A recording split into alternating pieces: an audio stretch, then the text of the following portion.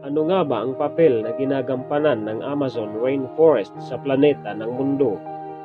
Bakit mahalaga ito sa ikabubuti ng sangkatauhan?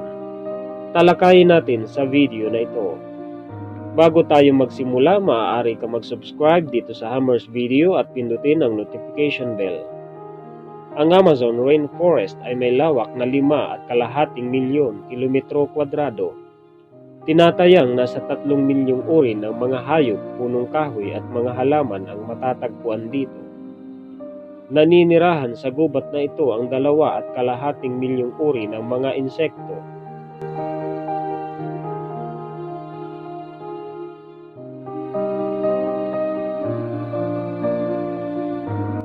Dalawang libong uri ng mga ibon.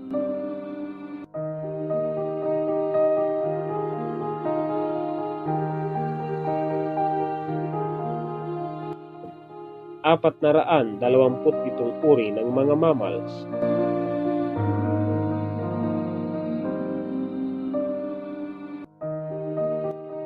428 uri ng mga amphibian.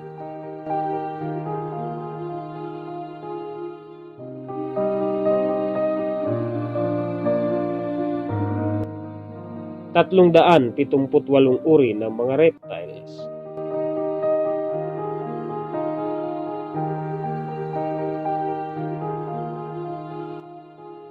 128,000 uri ng invertebrates.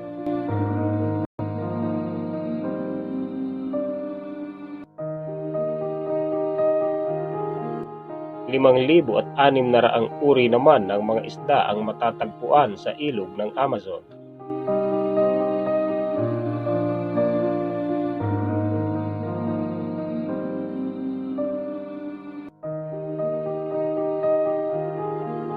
Nasa 370 bilyong individual na mga punong kahoy na hinati sa 16 na uri.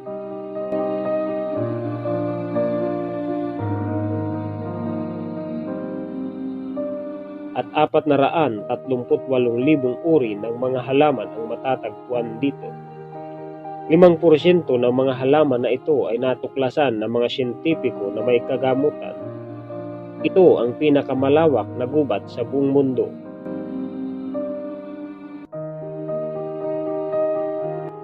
Lahat ng kahangahangang mga nilalang na ito, kasama ang bilyong bilang ng mga punong kahoy at mga halaman, pati na ang 400 na iba't ibang uri ng tribo na naninirahan dito, ay nasa panganib at maaaring maubos balang araw. Yan ay dahil sa sunod-sunod na pagkasunog sa kagubatan ng Amazon. Base sa tala ng INPE o National Institute for Space Research ng Brazil, ay mayroong bilang na umaabot sa 72,843 insidente ng pagkasunog mula Enero hanggang Hulyo lamang ng taong ito.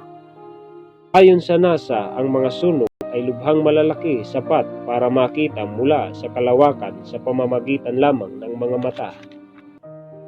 Ang mga sunog na ito ay gawa din ng mga tao dahil sa pagtutroso, pagsasaka ng soy crop, sakahan ng mga baka, at pagdimina ng petrolyo. Dumagdag pa sa panganib sa pagkasira ng kagubatan ang paglalatag ng mga kalsada sa gitna nito. Ang mga kalsada na ito ay ginagamit pangunahin sa transportasyon ng mga produkto ng sakahan, daanan para sa mga minahan ng langis, at nagdurugtong sa mga syudad ng 9 na bansa gaya ng Brazil, Peru, Colombia, Venezuela, Bolivia, Guyana, Suriname, Ecuador, at French Guiana.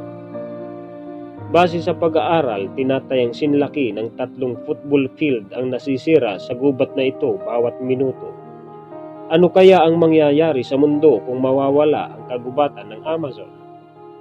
Ang Amazon ay nagtutustos ng 20% ng oksiheno sa mundo, kung kaya itinuturing ito na baga ng ating planeta. Hinihigop ng kagubatang ito ang mahigit 2 bilyong metriko tonelada ng carbon dioxide bawat taon.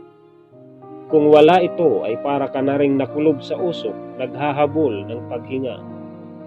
Kung mawawala ang kagubatan ng Amazon ay mabilis na maiipon ang makapal na carbon dioxide at iba pang mapaminsalang gas sa atmosfera ng mundo na magpapatindi sa greenhouse effect na siya namang magpapalala sa pag-init ng mundo.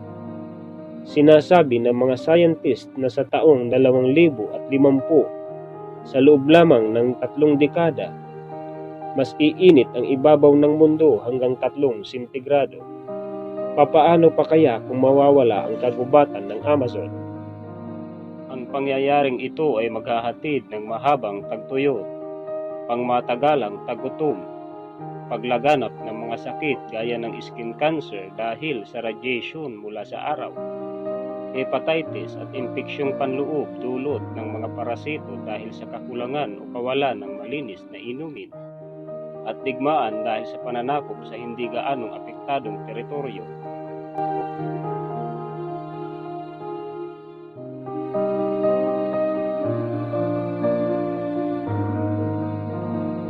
Kaugnay nito, ang mas umiinit na temperatura ay magpapabilis sa pagkatunaw ng mga yelo sa Artiko at Antartiko na siyang magpapalala sa pagbabago ng klima. Magkakaroon ng mas malalakas na mga bagyo.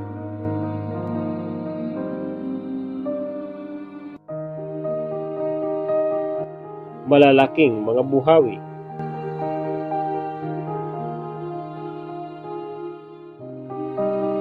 At malalaking mga pagbaha. Ayon sa mga siyentipiko, kung matunaw ang lahat ng yelo sa Antartiko, tinatayang tataas ang tubig sa dagat hanggang 70 metro.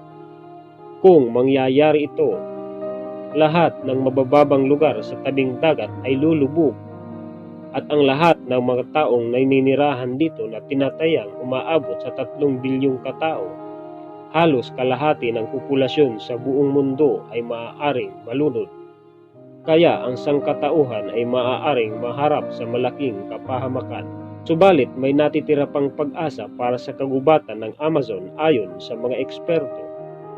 Ang nasirang mga bahagi ng kagubatan ay posibleng bumalik sa dati sa pamamagitan ng natural na paraan dahil sa mga buto ng mga halaman at mga punong kahoy na natira sa lupa. Ngunit mangyayari lamang ito kung matitigil ang pamiminsala dito ng mga tao. Magkaisa tayo na maghatid ng mensahe sa mundo. Ibahagi natin ang video na ito. Maraming salamat sa panonood. Pakiusap lamang kaibigan kung maaari tangkilikin mo ang channel na ito. Mag-subscribe at pindutin ang notification bell.